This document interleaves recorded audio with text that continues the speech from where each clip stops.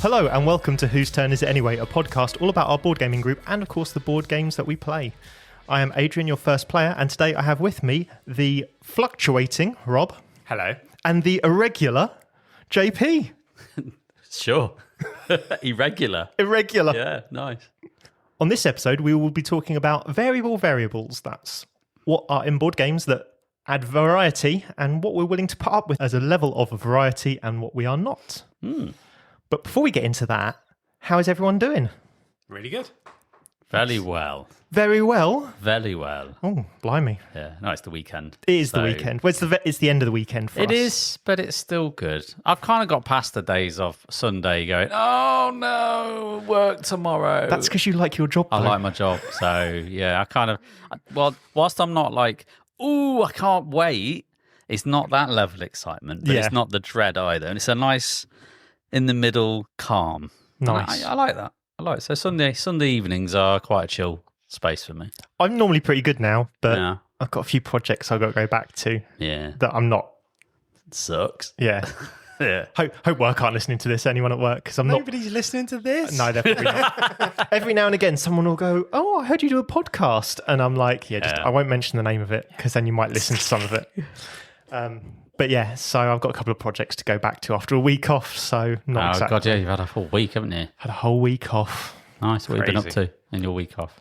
So I did two things. I went off to London and sort of did a bit of shopping and looking around and all that kind of stuff, and walked 10.5 miles in London, which I thought was pretty good. I decided I wasn't going to use the tube or anything like that, and I was just going to wander around, and did Hyde Park and sort of Leicester Square and all those kind of areas, and just had a decent wander around. And then I kind of went camping over the weekend and did a long hike, and there I did 6 miles, and now the 10 miles didn't nothing because London's flat. Yes. 6 miles up and down a hill, and my legs are killing me. It's like walking in treacle everywhere at the moment because it's horrible. Nice. But I had a great time. So. Yeah, that's good. That's what you want from a week off, isn't it? Yeah. We also have a Discord that we've just started. We have. It's exciting. It is exciting. It's cool. I know you kind of mentioned it on the last episode at the end because we built it into our outro. We did. But we thought we're a professional outfit. Well, I know. It's only taken us three and a bit years to spin up a Discord server, but hey, we've done it. We mulled for a while on the benefits of a Discord server, and we thought, you know what, we'll go with it and see what happens. Just do it. And so far, I think I've quite enjoyed what I've seen in there. I'm not as active as some of the others in there, but I've enjoyed what I've seen of people chatting away in there. So it's cool. I'm quite glad that we've started it at this point, and hopefully it will just grow. Yeah, I mean, it kind of came about because some of our supporters have mentioned it's always if you got a Discord server, and I was like, no, but we've been talking about it, and I thought, you know, we kind of meet on an annual basis. I mean, we meet more than that, but as in formally, shall we say, we as a podcast, we get together, we chat about what we want to do, future of the podcast, all that kind of stuff. And we said, sod it, now's the time. So let's do it. And so we got that in there. So all the supporters got kind of early access to kind of test it out and things. So they've been in there. And then, we've kind of publicized it out properly now. So if you're listening to this and you're thinking, cool, I'd like to join that Discord server, then check the show notes. Yeah. It's all in there. Just click on that. You'll get invited in, and we'll ask you a few questions just to make sure you're not an AI robot, and you know, more than or you're at least a very clever AI robot. Yeah, or one that likes board games and can name them correctly. Yeah, that aren't completely hideous. Then we'll let you in, and it's fine. But no, do come in, and again, for those that are supporters, you get some access to certain channels in there that others don't, which, you know, for early access links to content and other things that we're planning to do later down the line, which will be cool. So, yeah. And someone who's a very novice user of Discord, I've actually found it quite interesting. Yeah. Like getting stuck in with it. So it's just a great way of chatting to the listeners as well. We've not put anything crazy in yet. There's no crazy rules or extra bots that do things for us that I've seen in loads of other Discord servers, but maybe we'll add them as time goes on. We'll see how it goes. But for now, we've kept it fairly simple. Just a place to chat about board games. Yeah. So come on in. We'd love to have you. Yeah, definitely. Yeah. And on top of some exciting news, we have more exciting news. Not double. Not double bubble. Feature. Yeah, it is indeed. We are dabbling in actual YouTubes. This is kind of weird for us. Yeah, we've This talked is so weird. a little like the Discord. We sort of talked about: do we dabble? Do we try? What do we do if we want to do something with YouTube? So you can listen to all of our episodes on YouTube anyway, Yeah, all there. which they're all there. But we've tried, or I say we. There was a few of the team got onto a test sort of live stream and tested it out and talked crap for best part of 15-20 minutes. Yeah. So like a standard episode. And then just randomly then just went, right, and we're off now, bye, and just left. But yeah, it went well. So with that, we're going to try live episodes. Do a proper go at it. Yeah. Yeah. So it's still a test, I guess. It's still a let's see how it goes. But for now, we're quite excited to try a live episode on YouTube. Yeah. Again, we'll put details out there as and when they're available. So please come and join us. Say hello in the chat and ask us questions. Yeah, I think this is going to be the first one we're going to do is literally going to be like an Ask Us Anything kind of topic, shall we say. So it'll literally be whatever the hell you kind of want us to talk about the topics, we'll talk about them. And this is where the Discord comes in as well, because we're already asking our kind of supporters there and people who are in there to kind of ask those questions as a bank as well. But yeah, we're just going to give it a go. Like I say, we did a technical test. It worked. So we're going to do a proper go. And I'll just say, please subscribe to our YouTube channel, because it is very, very low at the minute, because we don't really do visual stuff on there at the moment, but we'd like to change that a little bit. And Not unless you like looking at a picture of our logo for an hour and 20 minutes. which is very good. It's Yes. very stimulating. It's a cool logo.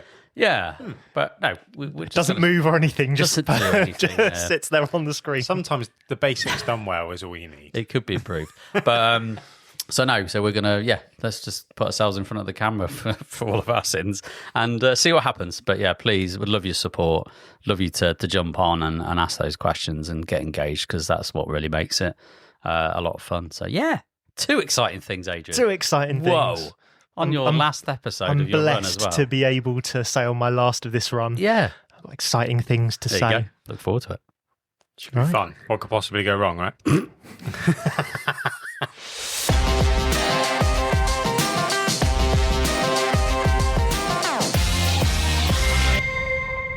So this is the last of my run.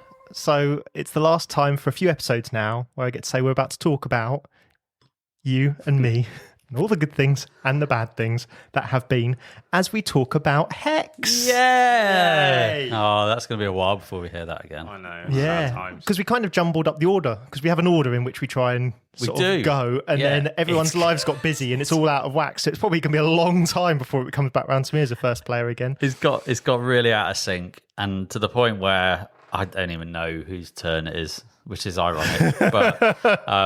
But you're right. Yeah, we had a flow with our order, and it kind of worked for a while. And certain people get busy in certain parts of the year, and they can't do it. And but hey, we're making it work. We're making it work. Who knows, Adrian? You might be on sooner than you think.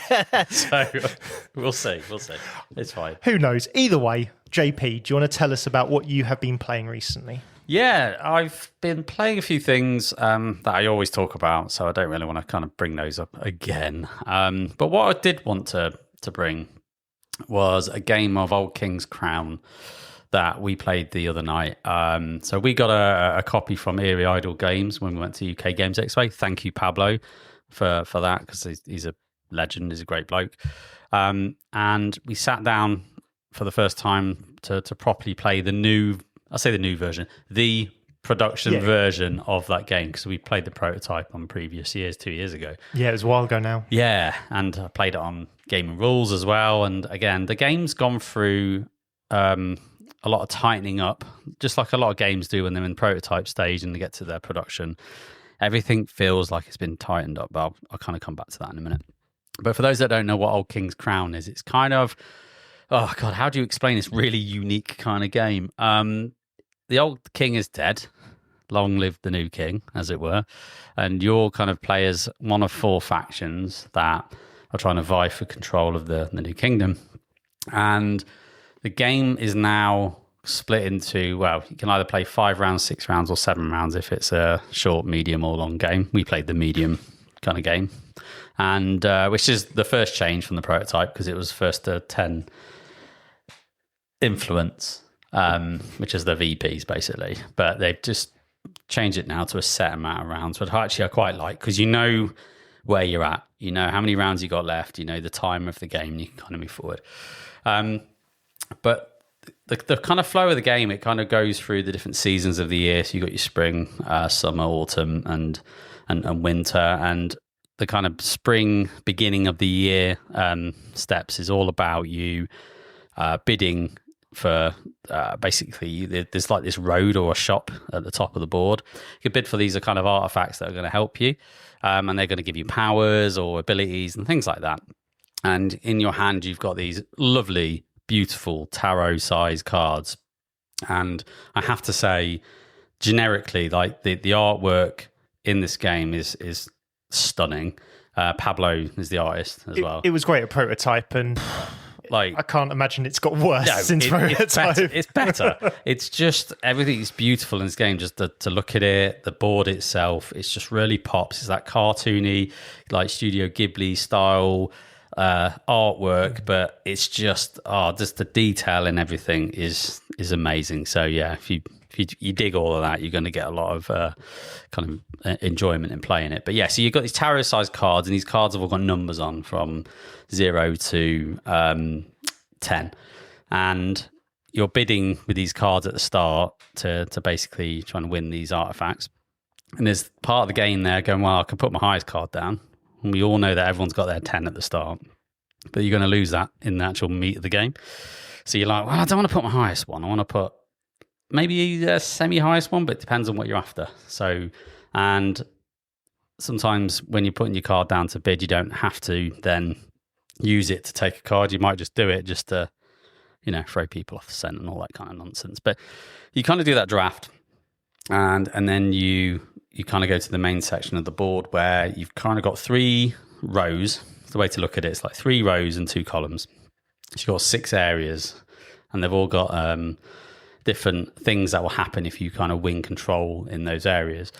And so you're putting this kind of your grand piece onto one of those locations. So again, in turn order. And so, yeah, basically saying this is where I'm going for, or maybe you're just bluffing to say this is where I'm going for, wink, wink, nudge, nudge, but really I'm actually going for something else, but no one kind of knows what's happening.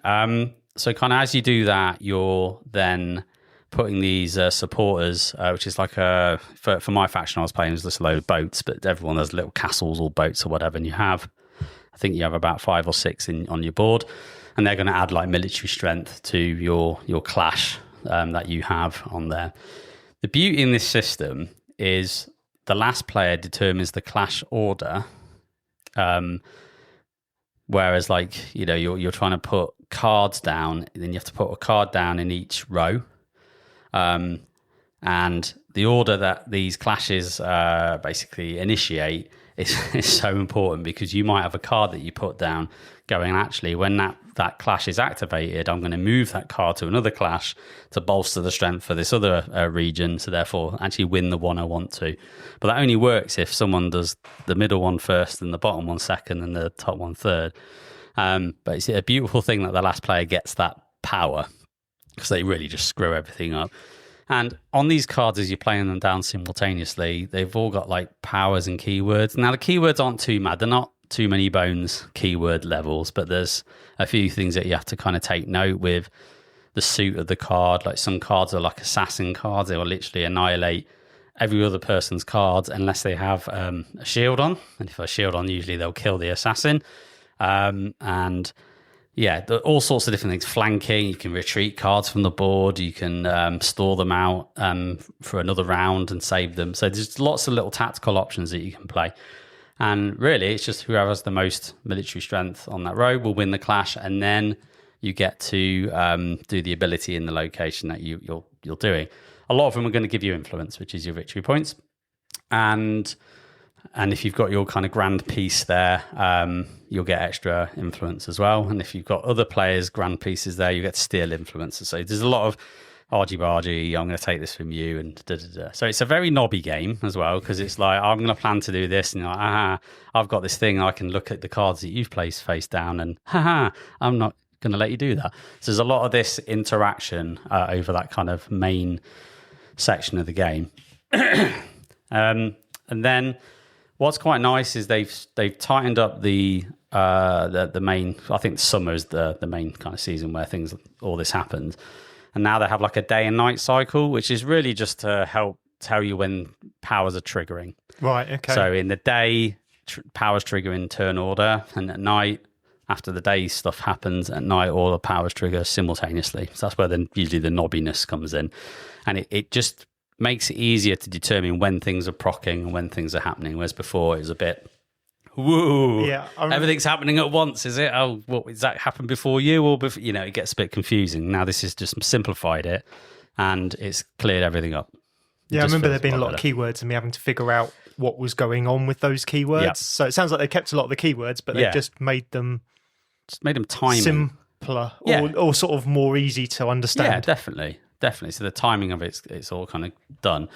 And then kind of when you've done all the clashes, you go to autumn, and then in autumn you can kind of spend your cards in your hand to go on journeys, and then they will give you scrolls. And this is the cool bit where you can spend your scrolls to unlock cards in your pile. So it's a bit like Captain's Chair in that you've kind of got these cards with costs. Some of them are more powerful versions like in your hand. Some of these are just like abilities that will give you an ongoing benefit. And you can kind of unlock those as you go. So that's quite a nice little thing. And then the other side, you've got these gavels on your cards as well that you can then put them into the court at the top. And then the court gives you all this kind of nonsensy cool stuff, which is like if you win clashes with your grand piece, then you'll get extra influence if you discard cards from the court, or you're going to get your supporters back from that are lost, because this thing, a lot of the cards that you play, they get killed, or the supporters that you use, they get lost. They go into like a graveyard, but you can get them back if you're playing certain cards, and there's other effects that mitigates that as well. So yeah, it's quite a fast-paced game. I think it took us a good couple of hours on our first proper play. That's just because we're trying to figure out, what's that do again? What's that keyword again? What's that symbol mean? All of that kind of stuff. But yeah, once you know, it's fast-paced, and it was just silly in the best way. Like, I think if you've got that gaming group that you don't mind a bit of knobbiness around, and you want to play a game that's probably going to be 90 minutes, once you know what you're doing, it's a bit quick, then I think you'll have a lot of fun with it. But if you don't like that kind of style, stay away. Stay away from it, because I don't think it's going to offer you anything new in that regard, where you think you're going to win, someone then shafts you, and you're like, no, and it's just all of that. So yeah, but it's a good game. I enjoyed it. I'd like to play again. We spoke the morning after you played it, yeah, and you said it was so much fun. Yeah. You could tell that you had a lot of fun playing it. Fun. And like when I saw the box art, I was actually there when Pablo gave us the copy. Mm-hmm. And I said, the artwork on this is fantastic. And I think he thought I was kind of sucking up a little bit. You were, man. I wasn't, because I've seen the box. I'd seen people carrying the box and remarking on the artwork then and saying it's wonderful. And I didn't realise Pablo was the artist. I had no idea. I just said, the artwork in this is phenomenal. And he kind of looked at me and said, thanks. And I was like, no, it's really, it's really cool. And he went, yeah, good. I did. I was like, oh shit. Yeah. And then you and Davey kind of came in behind, and he kind of realised that I was with you guys, and it was like, oh, cool. Yeah. So yeah, but no, from the artwork alone, I was like, I'd love to give that a play. Yeah. So in last episode, I talked about Quartermaster General. You did. And on the same day, I played Star Trek Ascendency. Oh, you did. I was hoping you'd talk about that. So I thought, you know what, I'm going to just talk about Star Trek Ascendency, because I'm not a big Trekkie nerd, and it's not normally my kind of game, so it'll be something a bit different. Yeah. And I played the Klingons, because it was one of the the person who bought it had like all the expansion stuff. Right, so all the races. And they named every, like, they were like, which of these would you like? And I was like, I know the Federation, Klingons, and Vulcans. I think that's it. I think that's all I know. Oh, Romulans are there. Oh, I know Romulans, I think. And that was about, so that tells you sort of my level of, if it wasn't in the first 2 or 3 seasons of Next Gen, I probably didn't know it. So, so on, I don't know how best to sort of start explaining this. I suppose the core thing is that you start off with your little faction, and what you're aiming for is to either gain enough of these yellow, I think they're called Ascendency tokens. I think you need 5 of them or something like that, and you get that through culture. And there's a base way to get culture, which is every turn to gain it through buildings that produce culture, or to take over 2 other people's home planets. And when you first set up, it's basically I'll put your home planet roughly equidistance away from each other, and it should be roughly a number of inches, but it's not exact. It's roughly a number of inches. So, okay, right. So you put your little planet down, and you're sort of looking at it, and you're like, I wonder how this is going to form a board. On your turn, you can do a number of different actions, and there's 2 phases. One of which is, I can't think what the term is, but you get to build things mostly. So you build your ships, you build your various bits and pieces, and then the next one is then you go out and do things using you've got like I can't know what they're called now, but they're like an activation token, and that depends upon a number of things you've got on the board as to how many activation actions that you have, and so you'll then spend those to actually go out and explore. So to start with, you have very little in the way of production, as is normal with these things. So you might produce a couple of ships or whatever, and then you'll get to your sort of base stage, and it'll be like, right, okay, now we're going to explore. And the first thing you do is, on every planet, it will tell you how many exploration routes you're allowed from that planet. So all of your starting ones are 4 exploration points. So you can send out 4 ships to kind of create these things. You'll be like, right, okay, I'm spending an activation to go and explore. And you've got 2 moves of exploration. You roll a dice, and it'll say 2, 3, or 4 on it. And that is how far the exploration required to find the next planet is. Okay. So let's say you roll a 4. You put a forward, like a thing that's got 4 segments on, you'll move 2 segments onto that. Yeah. Well, you're now going to spend another activation to move the next 2 segments, and then you'll have to spend another activation to go and find the planet at the end of that lane. Yeah. So really what you want is 3 segments. Yeah. Because there's then 2 activations to get to the end of it. And when you get there, usual thing, off the top of the pile, you'll find the planet, you'll do what it says. Some have hazards, which will just destroy your ships when they enter it on a 4 up or 5 up or whatever. But shields, you can build up your shields and your weapons, and that will help you. So by the end of it, I had a load of shields, and it meant that I could pretty much walk into most hazardous regions and not care. You're fine. Yeah. But it'll then have other things on it that will happen, and some are anomalies. I think they're called anomalies in space, and you can't. The first top lot of cards can't have anomalies in. You can only find planets, but what you can have is hazards in those top 5 planets. So you can have a planet with a hazard, and this was kind of my first gripe, because one of the players, all 4 first planets they found all had hazards. So every time they sent a ship to go and explore beyond, they were rolling 4s and 5s, pluses, and just blowing up their ships. So they were behind for ages. And that's kind of my first little gripe of the game. But you'll randomly find these, and eventually these anomalies will start and come out. Now, the weird bit is you can kind of put this lane down however you want, and you can put the planet down however you want. The only time it sticks is when you go to put a second warp lane down. So once you've got that one planet, you can move it anywhere you want around your planet. You can swing it around however you want to until someone's going to join or off of a second warp lane. Yeah. So what tends to happen is, well, I'll build this one out this way.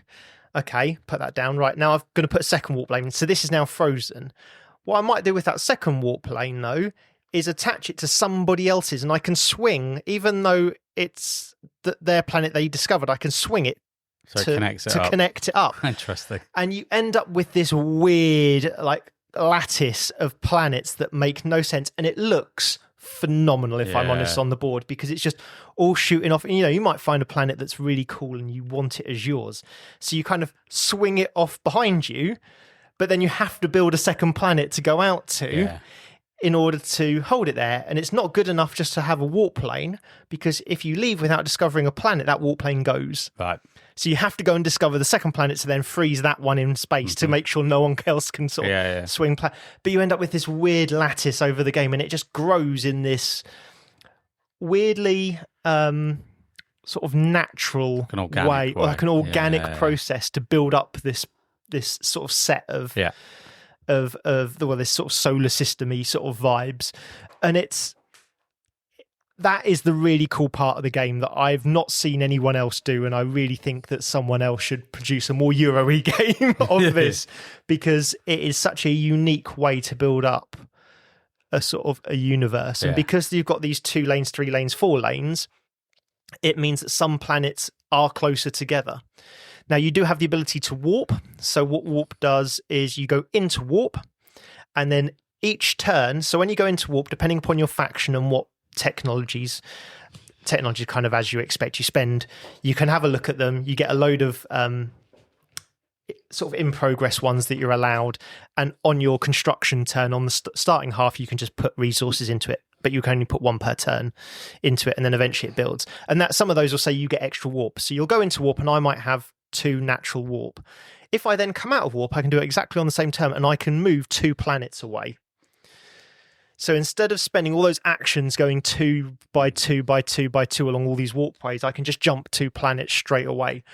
I can also sit in warp. So every whole turn, not just activation, every whole turn I sit in warp, I gain another warp counter.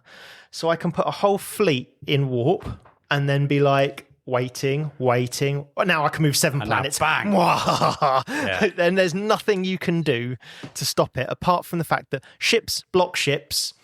So it's kind of that tie-up. That eclipse pinning. Yeah, that pinning sort of mechanic. And once you've got a couple of Ascendency and you're allowed to start building fleets, and fleets will build fleets. And fleets are typically anything sort of from a group of 4 to 9 ships. And if one side will have 9 or 10 ships, because I was Klingon, so I could have bigger fleets. So I had 10 on mine, I think it was. So you can always pick that side of a fleet. Or on the other side, it will be like you can have 6 ships, but all bombardments, you reroll 1s. And each faction has different of those that they can do. Yeah. So it tailors those fleets to do cool things. And fleets block fleets and ships block ships. But if you've only got a string of little ships, I can just jump all the way through those and then get to where I want to and then do my bombardment or whatever. Yeah. And on each planet, you're going to build up, you're going to spend resources and build up things to then, which will then increase your production or your culture or your science, and you're just going to kind of evolve that way. And I say the 2 ways to end are have 5 Ascendency points, which is 5 lots of 5, basically, of these culture production pieces, or go and invade 2 other people. Now, as Klingons... You're supposed to be knobby, right? Yeah, just did culture. So I stuck out in my own area of space, knobbed over 1 person a couple of times, and just built loads of culture. Yeah. So one of my abilities as Klingons is I always hit on 6s, but also that if I destroy 3 ships at a time, I get 1 culture. Yeah. So it was useful for me to go and start little battles all over the place. Good day to die. But it didn't really work out that way. I just hit 2 massive fleets into someone and then got 1 culture because it's 3 or more. It's not per 3, it's 3 or more. So you kind of, I was picking up little bits of culture there.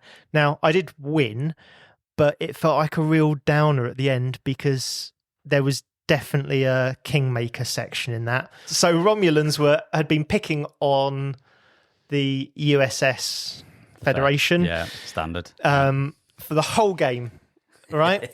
And then it was either I would win or the Federation would win.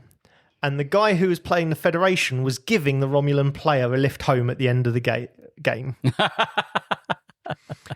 And had the chance to either continue attacking the Federation or turn around and nobble me, and I would have lost. Yeah. And they were like, well, that's what I'm probably going to do.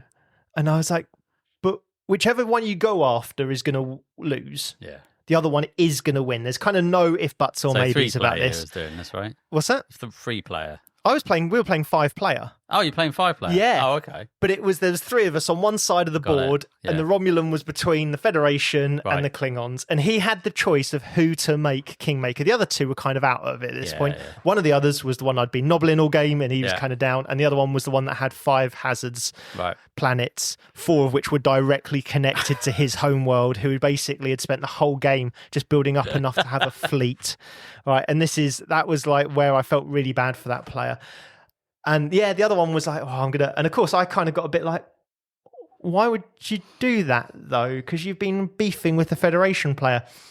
Well, and I think it's because he's giving him a lift home. I genuinely think so. And in the end, I think he realised that either way he went was going to annoy someone, so he just didn't do anything. Yeah. And that felt even worse, if I'm honest. So I had been enjoying the game, but had sort of thought this is a bit too luck-based. And then when it came to that king-making thing, king-making is a real bugbear of mine. Not great. And because the person clearly realised he was going to annoy one or the other of us, he just sat there, annoyed himself clearly because he just did nothing instead on his last turn, whereas he could have done something cool, but just didn't want to annoy. Yeah. So kind of left it. And I ended up winning because I could get more culture. Whoever had most culture at the end was sort of the tiebreaker. Yeah. So I had a lot of fun. There was a little bit too much swinginess with the planets. I feel like there needs to be like an Eclipse-esque rule where you can kind of go, I don't want that one, or I'll draw two. Yeah, I've had enough hazards. I think now. for your first couple of planets, you should be able to draw two and pick one or something like that, just to kind of give you the out. But it feels like there is a house rule in there to prevent that rather than a need. It's not like it is inherent in the game, but I feel like there's a house rule there that would get that by. But then the king making at the end really sort of, I think if you're fine with that, and like, I know Inish is famed for having king making in it, and some people are fine with it. They're happy with that in there. But otherwise, I did have a good time. There's just those couple of niggly points that thought, I don't know how much I'd want to play it again. And I think that's all we have time for on Let's Talk About Hex. No, it isn't. No, it isn't, Adrian. Are we sure? We're sure, because you're missing out, Rob. Fine, Rob. Tell us what game you've played recently. Well, I've joined the Lacerdaverse. Baby! If that's a thing. It is a thing. And we played Lisboa. Yeah! Now, I only stepped in on this because JP wanted 3 players. He had 2. Couldn't find a third. And I was like, I've had a negative experience with the Lacerda game, and that was with yourself, Adrian. And that's partly my fault because I confused Art Society with the Gallerist. Now, I did not get on well with the Gallerist. I think that's fair to say. I struggled with it. You stuck it through, though. I stuck it through because I don't want to be that arsehole that goes, "Oh, this is I'm quitting because I'm not enjoying it." And who else do we play with? There's you two and Davey, and Davey, and you guys were enjoying it. Yeah, and I enjoyed parts of it. The artwork was fantastic, and I like the premise of it. I just couldn't figure it out. So I reluctantly joined this game of Lacerda. And after the half an hour of, this also does this, but we're getting back to this in a minute because of the amount of steps that were involved and kind of things leading to other things and everything else. So it took a while. So after about, half hour, 45 minutes of you explaining what everything does and me not understanding any of it, I was like, screw it, let's just play it. I like, in the first game, I like just pulling levers and seeing what happens. So I wasn't that fussed. And I loved it. I absolutely loved it to the point where I was thinking about it all night. I was thinking about it the next day. And what I try to do when I play a new game is I try to just farm a resource that then allows me to do other things. That's my kind of starting focus. And I don't quite know how, but I had a very good money generation. A lot of gold, didn't you? I had a hell of a lot of gold. And then you ended up getting a lot of cash. Yeah. And I got a discount. So I had a lot of gold and I had a lot of discount to the point where I got 3 buildings, which I don't know if I played it correctly. I don't know. I'd like to say that I strategized for that, but I didn't. That was pure luck. And I just loved it. And I was doing a bit of this and a bit of that and everything. There's games where everything you do seems to lead to a good outcome. Like even if you don't fully understand how. And it was that, and I thoroughly enjoyed it. You built a good discount engine to the point where economy wasn't really a problem for you. Yeah, which is always a nice place to be in Lisboa.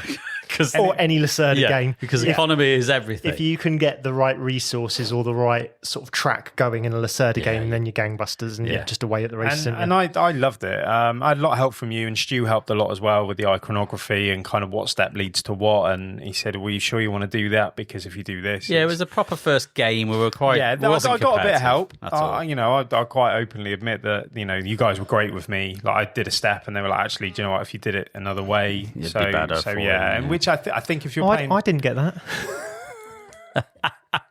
You know what you're doing. Yeah. You're good with the Gallerist. You can play Lisboa. To the point where now I'm like, I've kind of purposefully trying to play heavier games.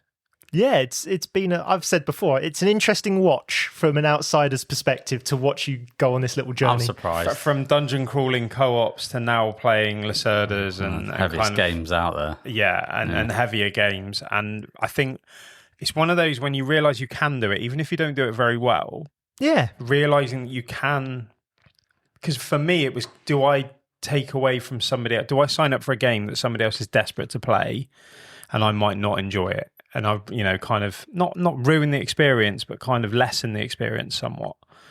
So understanding that I can play heavier games, I can play Tricarion, I can play Anachrony, and play these games and having a lot of fun learning them. Even if I'm not great at them, I'm still having a really good time. But I thoroughly enjoyed Lisboa. I thought it was fantastic. And I think I just saw you throw up in your mouth a little bit. The eyes flashed. Yeah. But no, I thought it was brilliant. I love the artwork of it. I loved. If a city ever is hit with an earthquake, then flooded, then set on fire, that might be a sign from the gods to leave that alone and maybe not rebuild it. But I loved it. I thought it was amazing to the point where I can't wait to play it again. I thought it was absolutely fantastic. So yeah, for me, I am part of the Lacerdaverse to the point where I've signed up to play Weather Machine. Yeah, baby. Yeah, because I'm like, well, I enjoyed that. And I enjoy that one. Yeah. And to be honest, it's kind of freed me up mentally to try new games and think, actually, do you know what? If I don't like it, that's cool. It's not because I can't get to grips with playing it. It's just that game's not for me, and there's nothing wrong with that. Good, man. Well done, mate. If you could hear smiles on a podcast, you'd hear it now. And a frown. Yeah, but you like frowning, so technically that's a smile. It's my default setting.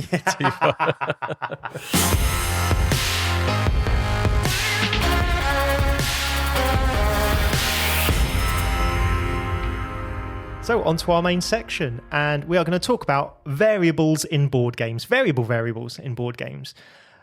Anyone who plays a board game knows that there is some level of variability. Even chess has black goes first, white goes first. That's always the common thing you hear, is that's the level of variability in chess. And every game goes from that to Munchkin or Flux or whatever overly variable game you want to talk about, where in there somewhere is some level of, every gamer has a level of variability they're willing to accept, or types of variability they're willing to accept. And I thought it'd be cool if we talked about a few of the types of variables that we have, or how games become variable, and which ones we're cool with and which ones we're not. So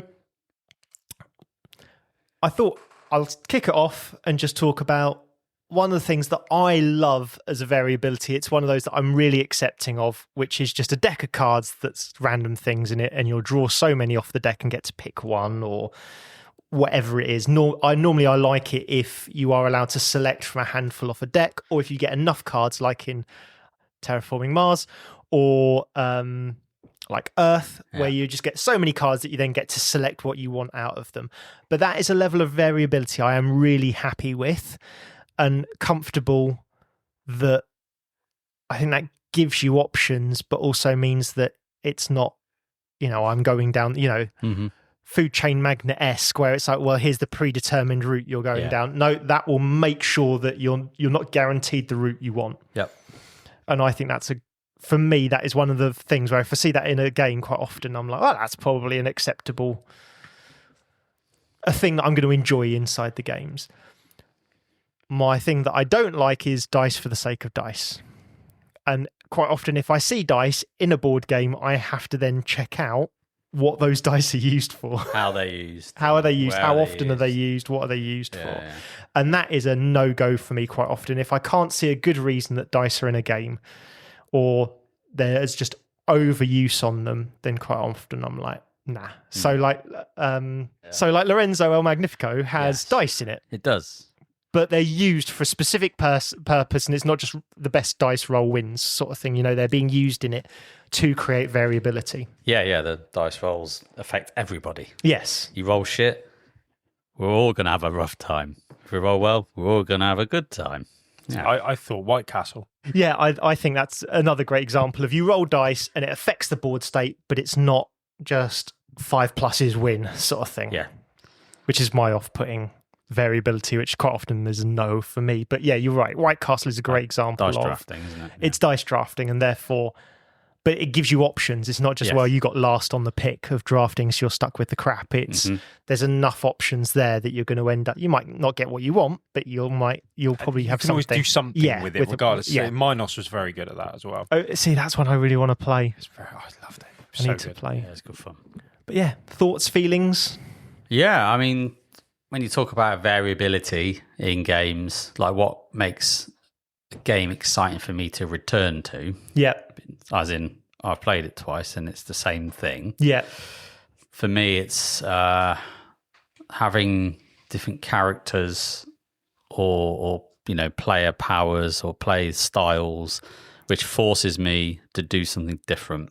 Asymmetry, basically. And that can be in its minorest form to its complete majorest form, which is full asymmetry, as in what I'm doing is completely unique, different to you.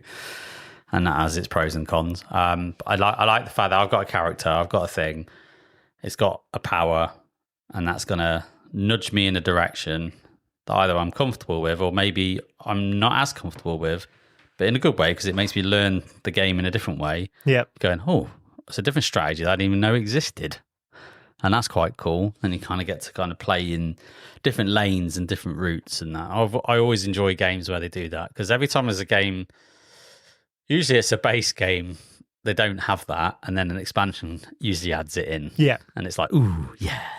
Powers. That's why he buys all the expansion. That's usually why, is because I like that variability in how I start and what trajectory it's going to kind of kick me into. Yeah, definitely. So are you comfortable with all asymmetry, or is there a line in the sand at which point you're like, actually, this is too much. I've been given too many different things. So like, I'm thinking of like Root. Yeah. For instance, Root is probably one of the most asymmetric games. Yep. Out there, that's sort of in the sort of main populace of sort of board games, and that is. I know that for some people that is quite off-putting, that level of asymmetry. Are you comfortable with that? I am comfortable with it, or I'm comfortable with the idea of it. But the practicalities of trying to teach a game like that is and I've done it. I don't even know how I've done this. But once I decided in my infancy, I used to have Root. Yep. I'm going to teach my family how to play Root, thinking it has to be all right. I regretted it like instantly because, like, you know, we had 2 vagabonds. We had the cats, the birds, and the Woodland Alliance. And the Woodland Alliance are probably one of the hardest factions in the base game of Root, ignoring all of the others that are in the expansions. And I remember going, right, this is how your faction works. Now you're done. Everyone else is bored, right? This is how your faction works. And it's like, oh God, we're like over an hour now. Everyone's bored. Why did I do this? This is so. Yeah, I think that side of it is off-putting for sure. But it doesn't bother me. But I think if everyone's putting equal weight into the learn and the education of it, fine. Yeah. But those games rely upon usually a similar group playing that game a lot of times, or with at least a similar level of experience. Correct. So that you get to understand how the other faction works. And Cloudspire is a great example of this, right? Cloudspire is every faction is so different, so unique that I have to have an understanding how your faction works in order to play against you, let alone what mine does and how I'm supposed to play it well.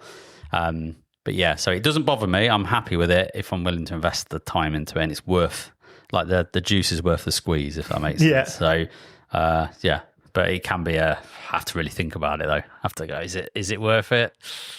Yeah. But, you're right. You do have to put that level of everyone around the table has to put that level of effort in. Interestingly, with asymmetry, I quite like that level, and I quite like no asymmetry. Yeah, everyone's on the same keel, the same play. Yeah, and I quite like a certain amount of asymmetry.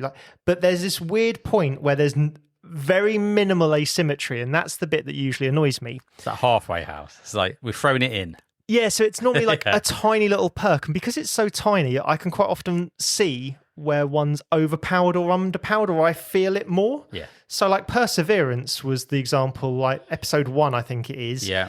Where there's a tiny, very small amount of it's the smallest amount of asymmetry. And I just kept going, well, yours is much better and yours is much better than mine is. And and it's just like, okay, I remember it with, I think it was Shackleton Base, where I just had the one person's ability, like the base person's ability. And I remember going, well, hold on, mine just gives me a little leg up in one area. Yours gives you legs up in loads of areas. Why is that? And those are the bits that normally get me. Whereas like by the time you've got to like Tricarian or Anachrony or something like that, where you've got quite a bit more variability in the game, at that point I'm normally happier. Yeah. With asymmetry, because it's not that very minor tweak where I can suddenly go, hold on, this feels... normally when it gets to that higher point, if it's that unbalanced, it's really obvious to everyone. Mm-hmm. And it I don't know why, but you kind of go, well, that's really unbalanced, that faction sort of thing. It's normally one of the factions, whereas quite often I'll feel like 2 or 3 of the factions are unbalanced if it's just the very smallest part of asymmetry. Mm-hmm. And I think one of the other things with asymmetry is it's almost mandatory in co-ops. Yeah. Right? I mean, Rob, you play a load of co-ops of dungeon crawlers and all that kind of stuff. Like, yeah, you kind of got to have it at that point, haven't you? Yeah, it was kind of your classes, isn't it? Yeah. Just, you know, you can't have a ridiculously strong hand-to-hand wizard. No. Well, you can. If you spec down that tree. Exactly, yeah. You have to know what you're doing and build to it. So for me, what I was going to mention was I like having a rough set of rules, if that makes sense. Because I know you're both smiling because I don't really read rule books and stuff. And I've always said like they're more like guidelines. I like having a constraint that you can later push against. Do you see what I mean? I like having a starting bubble that you can then break out of. Mm-hmm. So with games, I don't do very well when I'm left to my own devices. Right, okay. So for me, I'm going to go the other way and start with the negative. And you've already mentioned it, but Perseverance for me, I just go round and round in circles. It's kind of like I did with the Gallerist. I didn't know... I think you should give it another shot, though. Based on what you said earlier, I think you should give it another shot. But anyway, carry on. So... yeah, when I kind of haven't got that, like TM for me is great because you kind of got a faction and you've got something to start with. You can branch out from that, and that is that replayability. You know, that variability as well is obviously you've got different factions, you've got different companies, you've got different kind of starting areas, if that makes sense. And yeah, you can branch out and you can kind of do whatever you want. So yeah, that kind of not restriction, but like kind of bracketing in almost for me is a more accessible way to play games that have different starting points. Yeah, and also if it's a story driven game, for me, something like Arkham Horror, where the stories can completely change the variability of those games. Yeah. Something like, we had one where there was very little combat. We were investigating loads of things. And then you had the flip side of that. We had trains being sucked off into the void, where we had to run along carriages. Right. So the train is being picked up from the back. So cards are, the map's getting smaller. Oh, okay. So you have to kind of do what you need to do in a carriage, then move on to the next one before that carriage is being, sort of discarded into the void. So the game is the same. So you've got that restriction of the game. You know what the game is, and you know what you're doing. But it's the story that changes how that game is played. Mm. And for me, I haven't come across a game that does it anywhere near as well as what Arkham Horror does. The card game, you mean? Yes. Yeah. Sorry, the card game. Okay, yeah. The different scenarios that they had made that game feel very different every single time. Yep. So yeah, for me, story and not being left to your own devices. Yeah, because you're talking there when you're talking about the sort of rules to break. I didn't know whether you were talking about when a game gives you a set of rules and then says, however, your character gets to do X instead, sort of thing. That I'm kind of okay with. Again, it's understanding the game as well. Yeah. Like, if you understand in what way your character is different for the game, then that's that's cool. You can understand why. Yeah.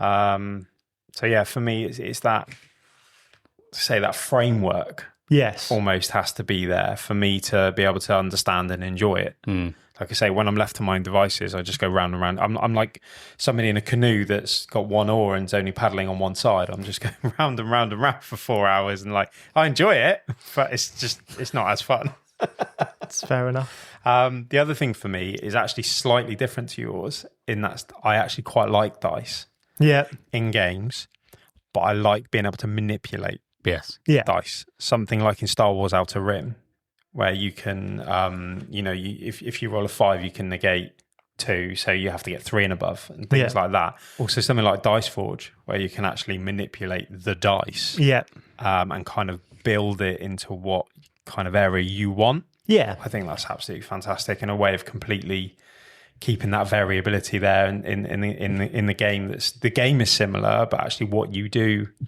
can kind of really add variety to that game. Yeah, and I quite like Dice Forge as well, because it's not just about rolling the dice, is it? And that's kind of my point, was I don't want dice where it's just like, well, the best roll you get. And there is a best roll in Dice Forge, because you could just roll the base. If you kept the base sides on each dice, you could just end up rolling that repeatedly. But it's less so, because you get to build the dice in the way you want to go. So there's a bit more... And there's choice. There's a bit more choice in that, isn't there? Yeah, it's choice of... In that one, well, in order to put a dice face on, I've got to remove one. Now, which do I remove? Yeah. Now, what do I not care about as much right now, which could shaft me later, but because luck and randomness kind of gets interjected. So, yeah, there's always a decision on, well, actually, which of the 2 dice do I want to change? Because that one's giving me this, and I want to pair that one with this one. And when they start interacting with each other as well, which some faces do, there's some little clever choices in there. You're trying to combo off a little bit, but yeah. Cabal does it very well as well. Yeah, I need to play that. Cabal does. Because you can build into your character as well as the dice. So yeah, that's probably a better example even than Dice Forge. Yeah. And again, with sort of Cabal does that mitigation further, doesn't it? Because no matter what you roll, there's an option there. It may not be the option you want. Whereas if I roll 3 2s and I need 4 pluses, there's nothing I'm doing with that. Like there's no, whereas it does happen in Cabal, but for the most part, a roll of dice will probably give you some opportunity, which I quite like. Yeah. So another trope, I suppose, of a lot of Euro games, and one where I have a weirdly divisive line, is in public goals. Yeah. So they're really commonly used for 90% of board games. But it is a variability, right? It's a cheap and easy way, for lack of a better term, of creating a level of variability where you're like, right, at the start of the game, you need, first one to get to 20 blue things and 10 red things and a green thing, whatever.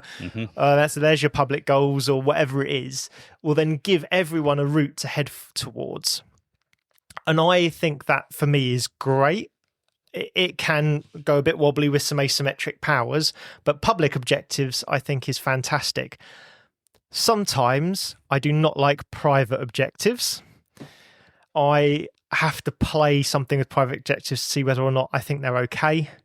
And mid-game objectives, I'm looking at you, Nucleum, as we've talked about it, I quite often struggle with them as well, because I find often that because you replace them so often... that they can really skew your asymmetry down one route, and a game becomes too variable in that respect. Yeah, that's where your choices get taken away from you. Yeah. Because either other people have looked into those lanes rather than you trying to claw your way into it, So, yeah, it can happen. Yeah, for sure. Contracts, I'm assuming you're speaking about. Yes, on the nuclear front. But there are other games, none come to mind where similar things. Where it's like, okay, well, I get to keep grabbing these achievements or objectives that constantly change. If they're achievements, and you're like, well, it's just first, second, third. So like even like Luthia and stuff like that had first, second, third objectives at the top of them and stuff like that. And it's like, well, okay, well, at the start of the game, I know what I need to do. Yeah. And it won't be the same every game, but I know what I need to do. It's a public objective that's an end game sort of scoring normally or something like that, but it might give you something for being there first. Yeah. But I know what those are. It's when it changes constantly, or sometimes when it's private and you just get to keep picking things up, like almost Ticket to Ride style, but it's not really like that doesn't bother me as much. But Ticket to Ride style, okay, well I get to pick them, and I might just have something that immediately works for me in the state I'm in at the moment. Like Viticulture has contracts in it. It does, and that can be really frustrating when you've been building a white wine engine and all you put is contracts for red wine. Yeah. And you're like, well, this is no good for me. So I really struggle sometimes with that line of it, but public objectives tends to be one that I'm just A-okay with across the board. They're inoffensive. Everyone sees them. Everyone knows what they are. But they can also be a bit meh, can't they? Do you know what I mean? Like you said, they're the cheap and easy way of throwing some variability in there. It is, but I don't mind that. They don't offend me. I don't like public contracts. No, public objectives. I don't like the. I like the private ones, right? Because there's not a race. Then you do it when you're ready. I don't like. I have to do this to be able to. Not even for me get the points, to hinder somebody else getting the points. I have to do this. Yeah. And for me, I don't like that. I like having, that works well for me, I'll have that one. Or at least the private goals where people can't see what you're going for. Yeah. For me, that's the only difference. And you're coming at this from somebody who strategizes with games and you kind of have a plan. I typically don't. I'm like, cool, I'll see what happens. But looking at the public goals, and I'm like, oh, fuck, I've got to do that if I want to get anywhere near that, or at least stop somebody else from running away with it. I have to feed into this where I don't particularly want to. And for me, I quite like having that individual goal, as opposed to the public one. But again, that's just me, because fair. I'm not trying to min-max games. I'm just trying to have a strategy, a kind of rough strategy, and see what happens.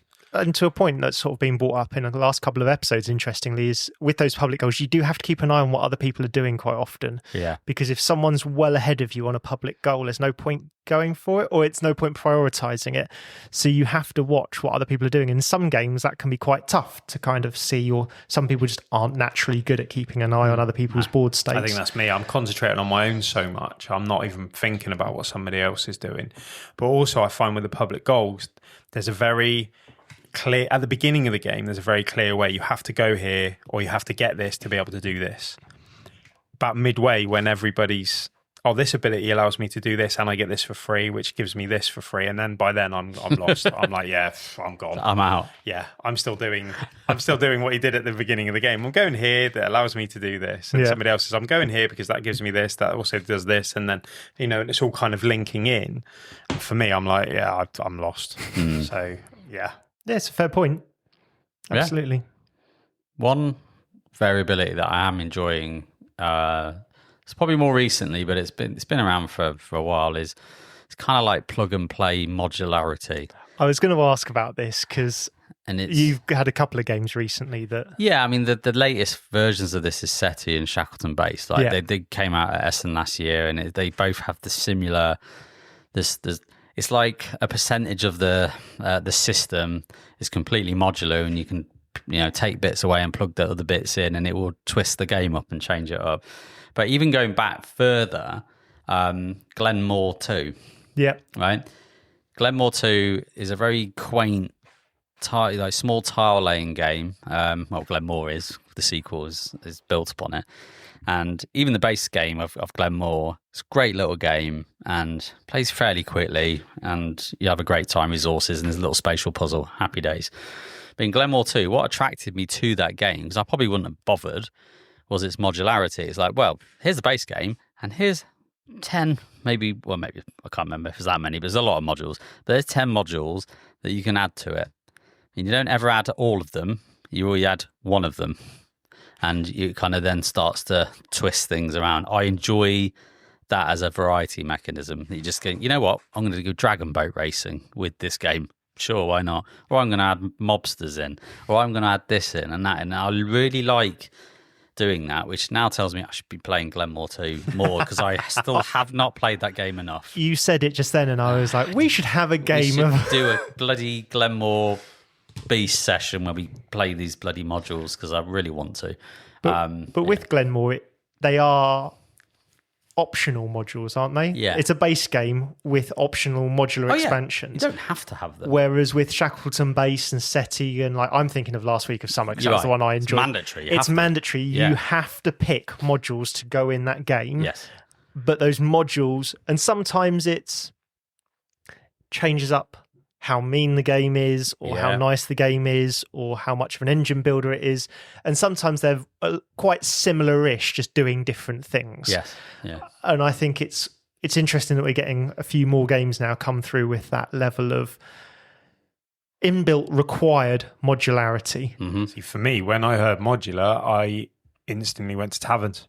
Yeah. Of Tiefling Hall, and it's a way of adding longevity to a game that probably has no right to be as good for that long.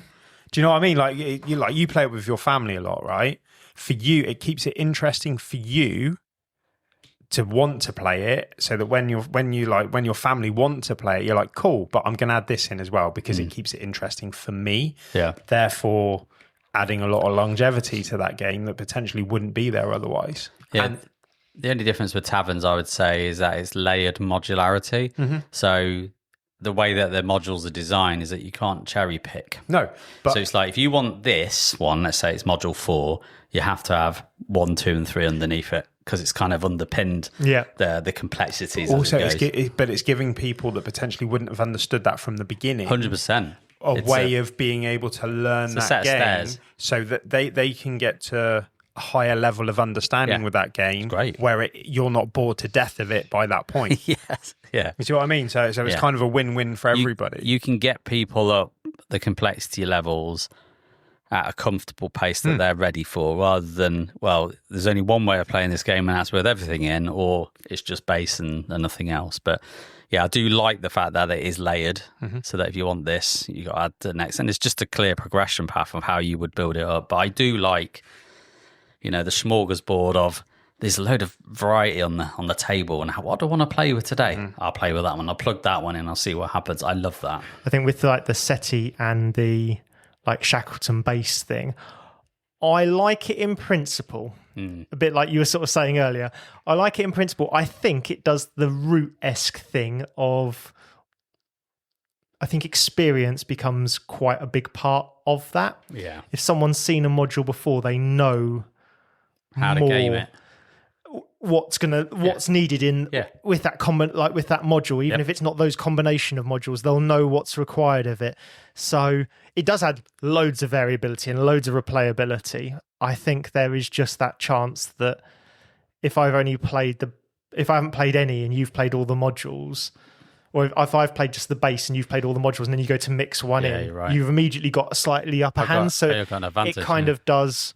Which is always the way, if I play 30 games of Kanban, you've only played one, that's going to happen. But I think those modular, what's the mandatory modular options do exacerbate that a little bit, do make it a bit more of a thing where you kind of, I feel like you almost need to all know the expansion that you're playing, or none of you know the expansion, like the modules you played to some extent. You're right. So in SETI, for those that haven't played it, the game's kind of set where in the base game you've got 5 aliens, and you shuffle them and you draw 2 for the game face down. So you don't actually know which aliens are present until you've found traces of them. Which when you're first playing, it's quite exciting because what is it? And everyone's like, what is it? And you flip it over and go, what the hell? And you read a card and it goes, this is what rules it injects into the game. And you go, that's cool. But you're all on the same level then. But you're right. If I've played 20 games of SETI and you've played 20 games of SETI, but your mix of the draw meant you've only seen 3 of those 5 aliens and I've seen all 5, then of course, as soon as that flips, I know that's those. I know exactly what I need to do. I know how to game that more. And you're like, what do they do again? See, it kind of puts players on a bit of an uneven keel there. Yeah, I did think of it like that before. Yeah. Yeah. Again, I noticed it. I felt it more with sort of Shackleton base. Yeah. Corpse. Yeah. But yeah, I think it's one of those where it's it's great, but it does have a slight downside, I feel. Yeah, it does. Yeah, I didn't think of that.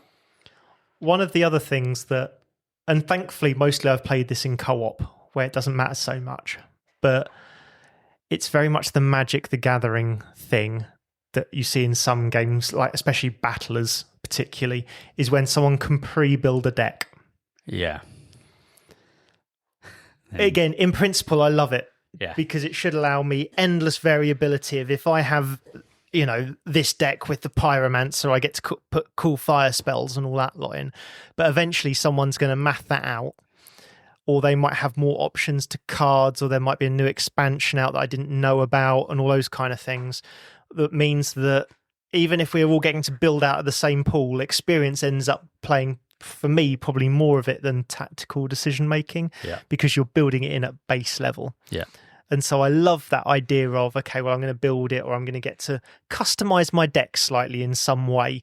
Imperial Settlers was the one that kind of got me, because I loved the idea of, okay, so I've got 12 different nations and I can choose any of those nations and they all have a starter deck. Well, that's great. I never wanted to play outside the starter deck, because even though I had 30 or 40 cards I could add in, I'd never got to a point where I was playing against someone who would know what to build into that deck. And therefore I never used that level of variability in it. And I think it's a weird trap, because it sounds like great variability, and yet I think I've never used it apart from in co-op games where we're all on the same side. So if I pull a bit more of the weight because I've built a better deck, then so be it, sort of thing. I'm so like, I much prefer, give me the deck of this character, or whatever it is, and you build it as you go. And build it as you go. Yeah, I'd rather have the same start.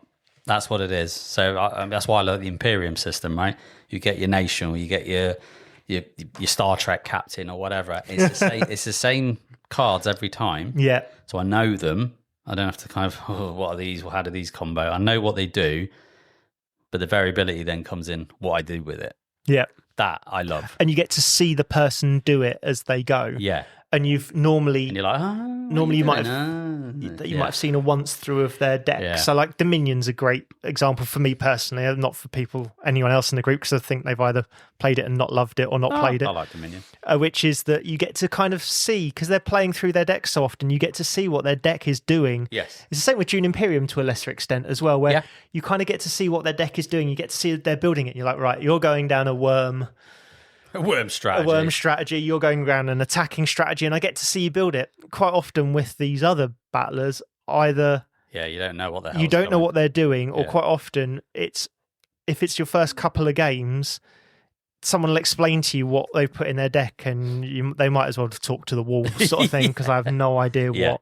Yeah, means you've got to know the meta of the card pool in general, which can be vast and expansive. But I just like, give me the preset. So even with Marvel Champions, I rarely went off starter decks unless they were really shit. And I did sometimes if I was playing the campaigns. I would, because you ain't getting anywhere off with half those campaigns. But then I would just net deck them, or just go on the online list and go, right, someone else figure this out and give me the best thing that does what I want. Douche, get the list. So for me, I don't do that deck construction. It just doesn't interest me.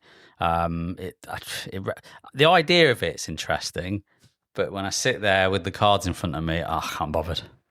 Just no thank you. Just give me my character and let me see what I can do with it.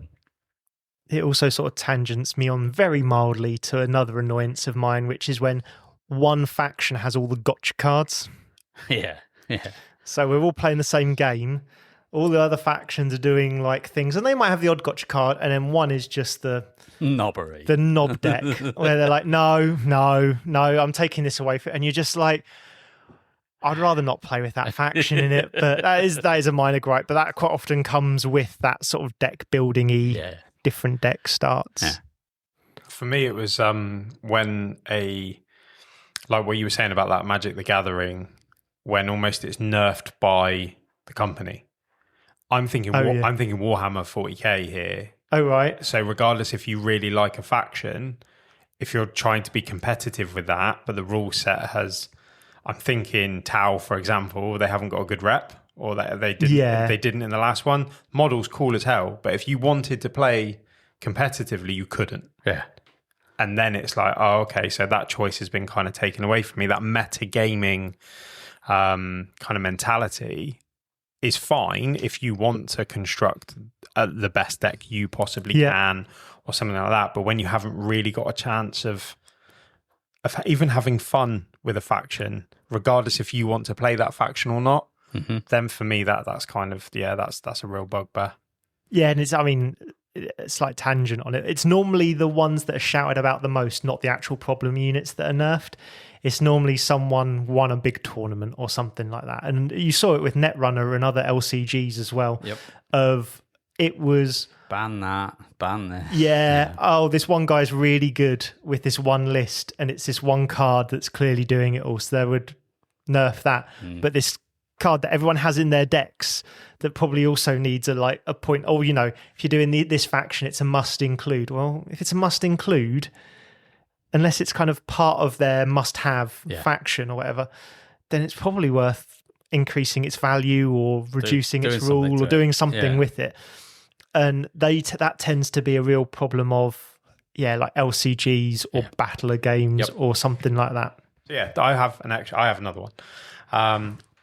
For me, it's kind of character builds. Yep. So, and I'm thinking Too Many Bones, where you can play a character one way. Yeah. You can really spec into a specialty, but then the next time you play it, completely go right where you went left last time and build it a completely different way and seeing what comes out. Now, what typically happens is especially with characters, if you know that works, then you'll end up kind of heading towards the same kind of outcome. So sometimes it's having the opportunity and not the bravery, but kind of the willingness to try something different. Yeah, I think a lot of games add value. There's a lot of variability in a lot of games, but 9 times out of 10, I know this works, so I'm going to head down that. I'm going to head down that way and do that thing because I know it works. I fall into that a lot. Yeah, where sometimes I like where you have a character that you can just build a different way. Yeah, and I find that I'm less tempted by that if I have to make that choice at character creation. So if we sort of think about Too Many Bones, at the start of the game, you've got to put a dice in a slot or do a something or whatever. You got 2 choices really to do. Sometimes you can just push yourself, can't you, in a direction you wouldn't normally go at creation. It's why I quite like Marvel Champions and stuff like that, is because if I'm like, well, I normally go leadership with Cap, but maybe I'll go protection this time or something like that, you are forced then to play it that way, and you can make that decision before the heat of battle, for lack of a better term, because you're right, quite a lot of those tech trees, you're like, well, I know this works. Yep. And if I've got the opportunity, well, I might as well take it, sort of thing. But if it's baked in, or you have to make a small choice as to what you're doing before the battle commences, before, like in setup, I tend to find that alleviates that, and does mean that I then use that variability rather than just being like, Tricarions, I think actually a great example of, you can just go down the route that yes, quite happily. But also, if you pick the assistant that you don't normally pick, you can then be like, oh, I'm going to try something else. But you can just go, well, I'll go down that line. Or quite often, even regardless of the assistant you pick, quite often you're like, well, I'm going to head roughly in that direction. Yep. Yeah, exactly. And given a callback to, you said Perseverance, episode 1 where he's going to defend it. No, because it's I kind of agree on episode 1 where you got your little powers. Each character's got their powers. In episode 2, where this completely switches it up, and each character has 30 perks. They're all the same across all 4 characters.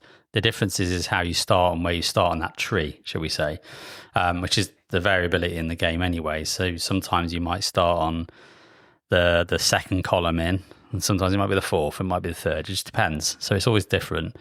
But again, that's a build system because you're building your perks up through the game as you go, and that just means you can craft the variability that you want to do in that game and spec it to what you need, and that's always fun. So it's similar to Too Many Bones in trying to spec this to win, or give me the engine, or give me the goodies, shall we say, to get to where I'm trying to get to. But yeah, so in that episode for sure, I think that really works well because you're all on the same playing field. Really, you might have a small footstep on something different, but it doesn't mean you have to go all the way. You can still go, you know what, I'm going to take some of them from column A, some from column B, and see what happens.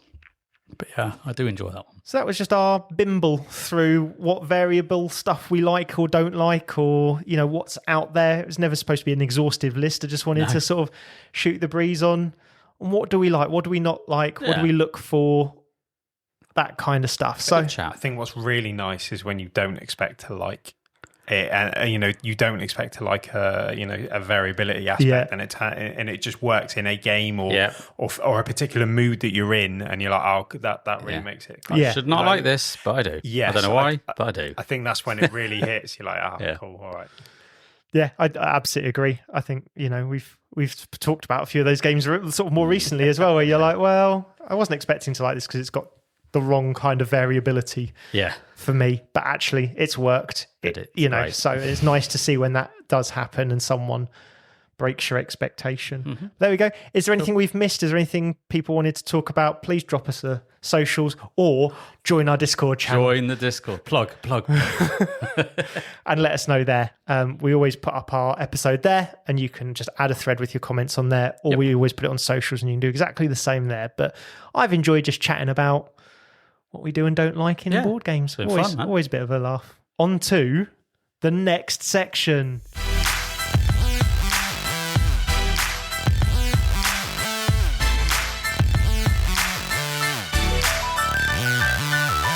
On to our next section, which we have now dubbed Connect 4. Is that what we're going with? Why not? Let's go with I'm it. pretty sure that's trademark. So No, it's with a K. oh, cool. It's Connect 4 with a K. Oh, cool. Yeah. You're going to have to put that in the show notes like that now. Lying, it's not.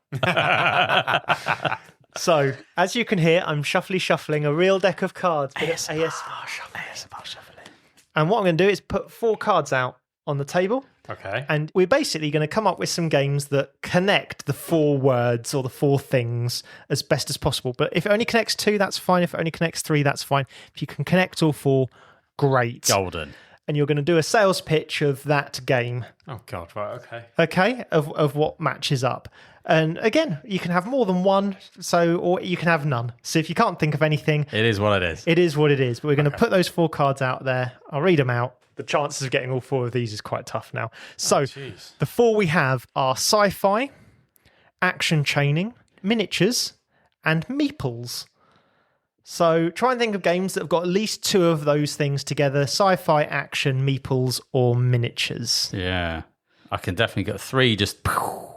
Go on then, JP. 3 would be Voidfall. Right, okay. So sci-fi. Yep. Action chaining, yes.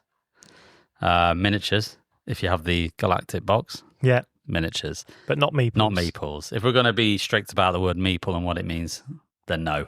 Yeah. No meeples in there. So 3, they're the ones that just flew together for sure. I'm trying to think of all 4 though. I'm trying to see if there's something that has like miniatures or meeples. See, versions. Great Wall did. Yeah. But that's not sci-fi. And it doesn't really have action chaining. It has a little bit, but it's not what I would call action chaining. Yeah. The one I first thought of straight away was Great Wall, was White Castle.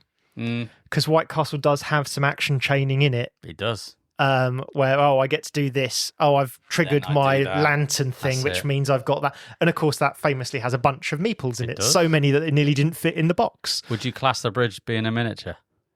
Oh, I think that's a push. I think that cardboard bridge. You're gonna annoy me like Becky did last episode, where she was like, "I'm gonna make it work." Just Flick Fleet. Flick Fleet miniatures. Yeah. And me just going, "Stop getting Bond wrong." Yeah, stop it. That's an Alan Partridge thing. If you're not aware of it, I know exactly what that is. The other thing that came in my mind was Frostpunk, but it's not sci-fi.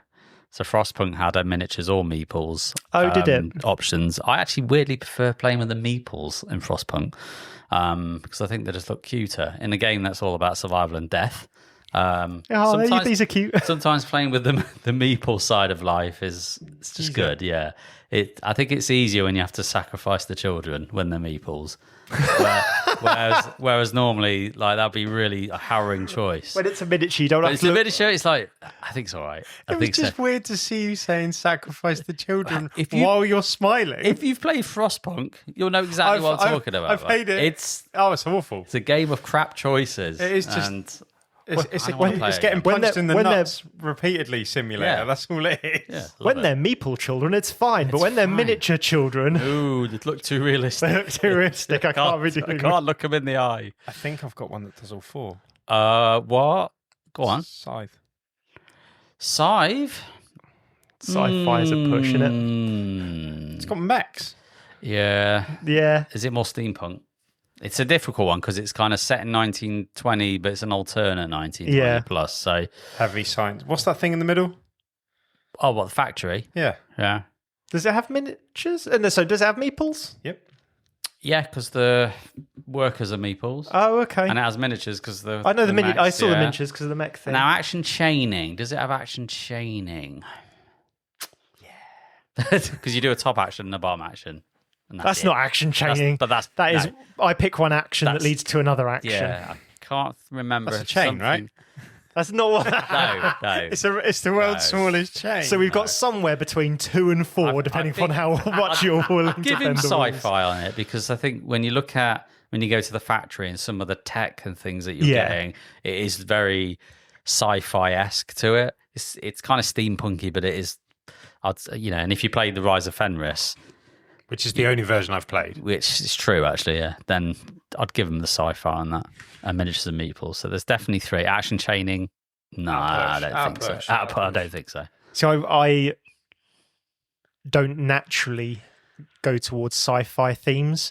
So I'm trying to think through my board game collection. I think there's only 2 games in the whole thing that were actually actual like in space sort of sci-fi or other bits and pieces. June has 3. June Imperium. June has meeples. Yeah, it's sci-fi. And it has miniatures if you buy the miniatures version. Yeah. It definitely is sci-fi. And does it have action chaining? Ooh. You do get some of the stuff with the signet ring can allow you to then do funky things. Yeah. But I don't know if it's action chaining as such. Might be loose. Might be 3.5. Nice. I think there are some times where you can combo a little bit, but it's not often. No. But yeah, it's a tough one to get all 4 of those. Yeah, as soon as Miniatures and Meeples came out, I thought actually that's quite tough. But that's a fun game. There we go. I'm quite enjoying it. We'll see how this keeps going. Yeah. But if you've managed to match up all 4, because I'm convinced whenever I do this, I'm convinced there must be one out there. There's got to be. So if you have managed to connect all of those 4 words into a game, please do let us know, because I'm always interested to see what's out there that I've not thought of. Yeah, definitely. Thanks, Adrian. Brill. So that's our newest section.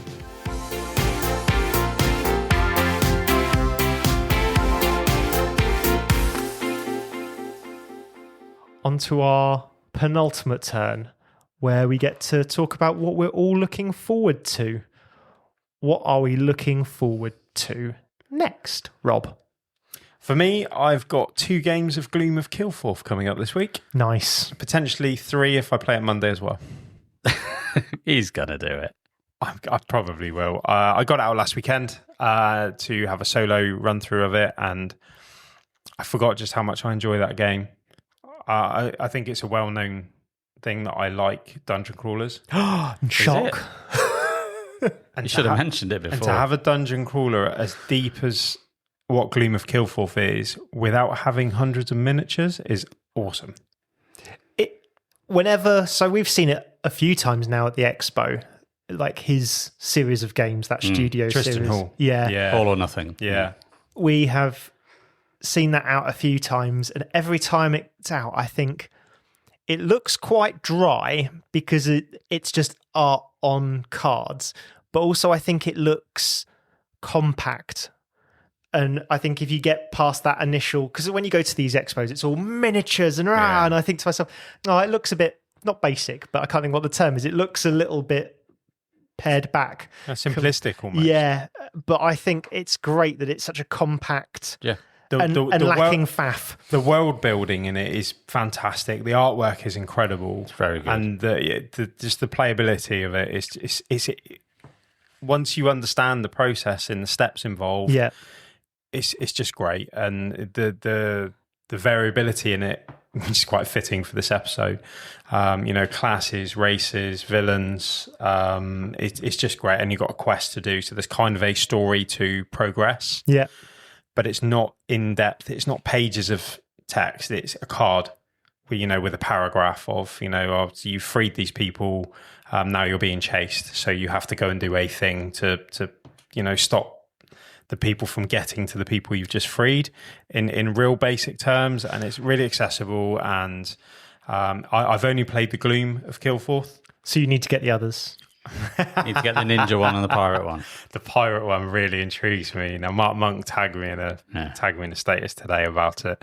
It does really intrigue me. To be honest, the Kilforth Manor, that really intrigues me. That's got a real Arkham Horror more kind zoomed of in aspect vibe to it. From what I understand in seeing it laid out on a table at Expo. Yeah.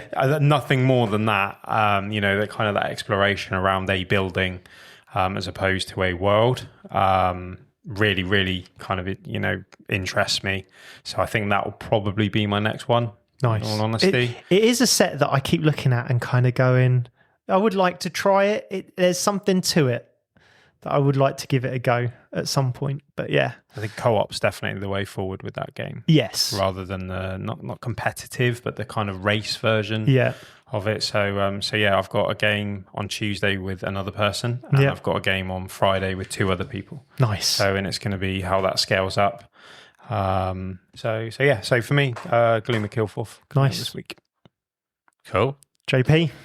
I'm having just sent some money for the English Channel crossing recently. Basically, the road to Essen is looming, it's beckoning, it's coming.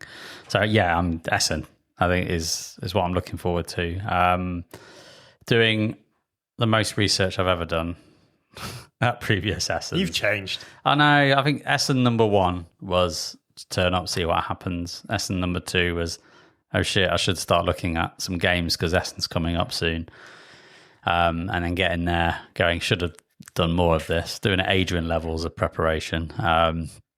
Now, this is the 3rd year, and I have a list. Finally caught up. I have a list. I've been reaching out to publishers, saying hi, getting meetings set up, some press meetings and things like that, which has been really cool. It was a thing we came away last year and said, we need to do more of that.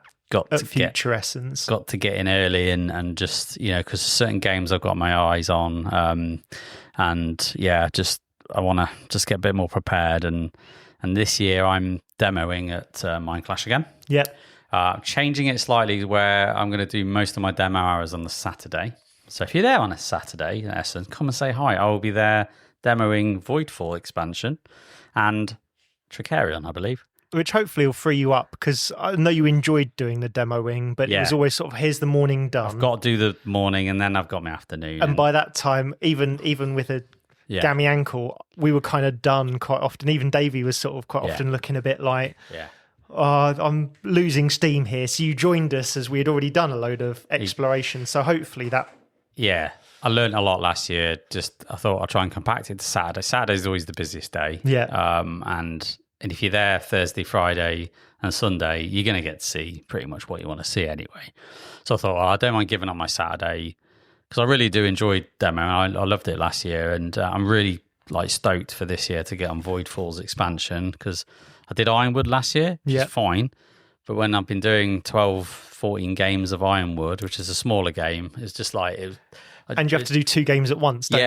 I had to marshal 2 games at the same time, which was a lot because you're getting bombarded by questions. Where a Voidfall, I can sit down at one table, I've got 2 hours, it's 4 players, and they've got my attention. Yeah. And that I'm no problem with. And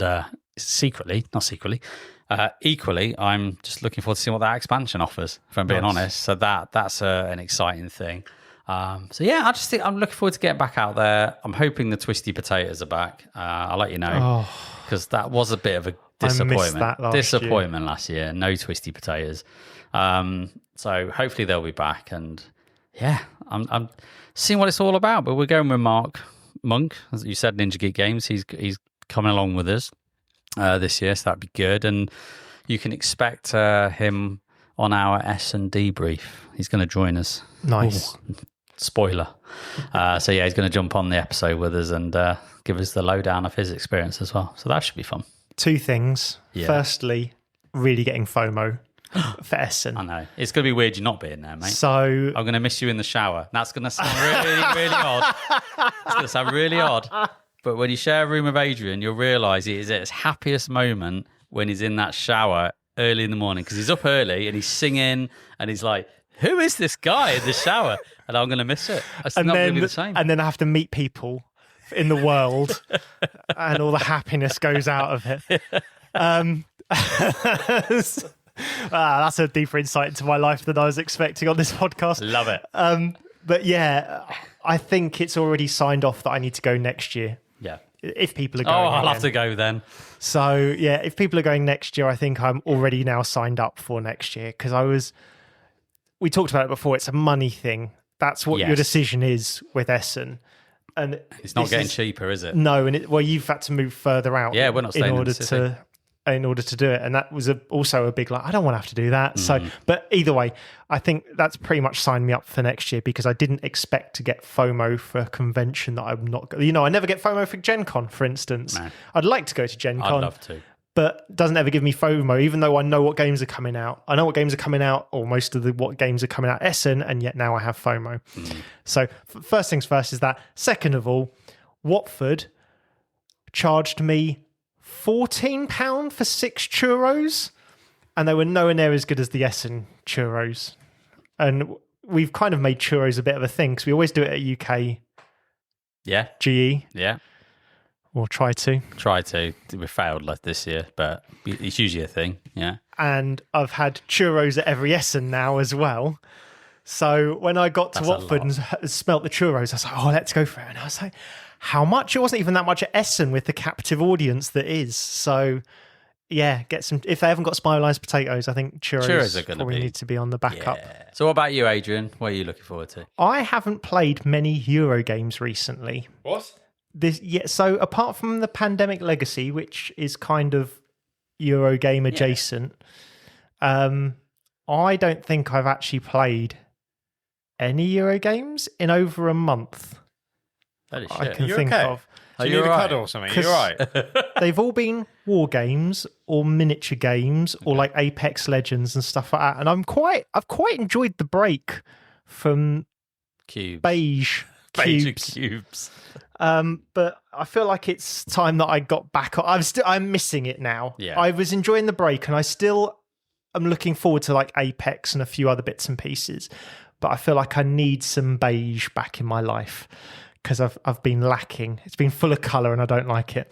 So it's like rewatching Friends again, isn't it? Yeah. It's that comfort and security. Just go back to sepia. Yeah, that's it. So I talked about it last time, but Hamburg is still really right top of my must play. Yeah. Really looking forward to a game of Hamburg, because I've not played it, and it's Steffenfeld, and I feel like it should be there. So that's really top of my to play list. And then I'm going to butcher the pronunciation of this, but I know Mark is looking from Ninja Geek Games. I don't know if you've mentioned that Mark is from Ninja Geek Games. That's his third bloody mention. He has managed to get hold of Tianxia. Yeah, it's the one with an X in it. And it's a T game. Yeah, it's a T game, and they're all unpronounceable pretty much. Yeah. I feel like they do it on purpose now. Absolutely. So it's one that I had my eye on for a little while before, as it was sort of coming up, because I thought that looks like it's doing something different. And hopefully, and this is a little way off, but hopefully I'm demoing it for GridCon. Nice, yeah. And I thought it'd be good to get at least 1 or 2 games of it in, because if I'm demoing a game, I do like to have had a full playthrough of it, because you get to debug anything with your sort of your spiel and sort of how you run a game. So that is also on the sort of medium horizon, but it's giving me that I'm going to get some beige Euro-iness back in my life again. So I've enjoyed my break from it, and I think, enjoy a bit more of a balance. I think it's that evolution of gaming taste is I want a bit more balance. I've gone from no Euro to full Euro, and now I feel like I need to go back to having a mix of the 50 Ameritrash Euro scale. So, but yes, I'm now looking forward because I've gone cold potatoes, whatever the term is. Started shaking and sweating. Yeah, I've gone cold turkey is the correct term. Not cold potatoes. Cold potatoes. I prefer the cold potato one, to be honest. I couldn't think of the food type that was I like involved. both of them things cold, ironically. Yeah, they're both fine. Yeah. Nice. So looking forward to those two. Well, that's me done for my third episode in my little run. So handing over to Becky next, who's got an exciting 3 episodes that if you're a coffee supporter, you could have voted on. Yeah. So nice little segue to we've got coffee and we've now got Discord. Please join that. And as always, we have our socials. So now you've got multiple ways to kind of say hello, get involved, and help make decisions and sort of have your voice said a little bit on the podcast and what we could do next, as well as supporting us in getting better stuff and just paying for some of the overheads that are natural with a podcast. Mm-hmm. So thank you very much for our coffee supporters. Thank you very much for those who've joined our Discord. And thank you very much if you are one of those that like to have the odd word on social media. Thank you very much for listening. And until next time, whose turn is it anyway? Becky's turn. Becky's turn.